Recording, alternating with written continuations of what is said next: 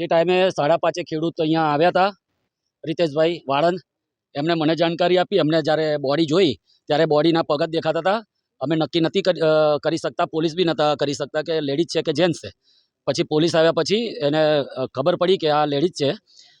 પછી એના ગતિવિધિ ચાલુ કર્યા અને બધાને બોલાવીને જિલ્લા પોલીસ તંત્ર આવ્યું અને તાલુકા પોલીસ તંત્ર એકદમ એક્ટિવ અહીંથી પીએમમાં લઈ ગયા. પછી એના ઉપર કેબલ વીંટાળે, ચાદર ઉપર કેબલ 4 આંટા મારીને ગાંઠ મારેલી હતી પ્લગ સાથે. તો પોલીસે ખોલીને એની પહેચાન કરવાની કોશિશ કરી, પણ મોઢું એટલું બધું ઘવાયેલું હતું કે આખું બ્લડ જતું રહ્યું હતું, એટલે કોઈ ઓળખાણ થઈ શકી નહીં. અમે આજુબાજુના સંપર્કો કર્યા પણ ખબર ના પડી. પણ જેને ઉપર ચાદર ઓઢાવી હતી એ ચાદર ડીમાર્ટમાંથી ખરીદી હતી. એના સ્ટીકર પરથી આ રોહન નામના આરોપીની શોધખોળ ચાલુ કરી અને એ આરોપી મળી આવ્યો.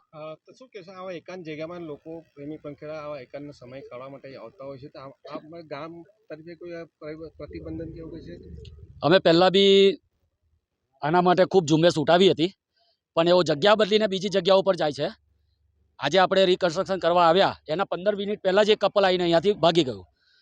એમને કોઈની કોઈ વસ્તુની પડી નથી, એમની પોતાની જાનની નથી પડી. એટલે આવી જગ્યાઓ ના આવે તો હું તો કહું સારું, જેથી એમની જાનહાનિ ના થાય. ગયા વર્ષે પણ એક યુવતીની હત્યા થયેલી, પણ તે પણ કિસ્સો બહાર આવ્યો તો ફરી એક વર્ષ બાદ આવ્યો છે, તો શું કહેશો આ રોકવા માટે પોલીસ તંત્રને તમે શું જાણ? પોલીસ તંત્ર તો સારું કામ કરી રહી છે. પોલીસ પર ખોટા આક્ષેપો લાગે છે. લોકો અહીંયા આવીને બેસે અંધારામાં લાભ લેવા માટે. એનો અમે તે દિવસે જ્યારે બોડી મળી, અમે 4 વાગ્યા સુધી અહીંયા જાગ્યા. પોલીસ તંત્ર આખું અહીં 4 વાગ્યા સુધી રહ્યું. પોલીસે શોધખોળ ચાલુ કરી ત્યારે આ સફળતા મળી છે. એમને તો ઘેર જઈને ઉઠીને બોલવાનું છે કે પોલીસ કશું કરતી નથી. પોલીસ તો ખૂબ કાળજી લઈને અહીં ધ્યાન રાખીને આરોપીને 24 કલાકમાં શોધી કાઢ્યો છે. તો હવે આવો બનાવ બન્યો છે, હવે તમારા ગામ લોકો થકી હવે કેવી સજાગ રહેશો, કે તકેદારી પગલાં લેશો? અમે આ જગ્યા પર નવા છે. અમે જે મેઇન જગ્યાઓ હતી ત્યાં તો રિસ્ટ્રિક્શન કરી દીધું. આ જગ્યા નવી એમને પોઈન્ટ શોધી નાખ્યો છે, કારણ કે નજીકમાં વોટર પાર્ક આવેલું છે, એટલે તેનો લાભ અહીંથી અડધા કિલોમીટરમાં જ છે. એનો લાભ લઈને અહીંયા આવે છે. પણ હવે નવી ઝુંબેશ અમે ચાલુ કરવા જઈ રહ્યા છે.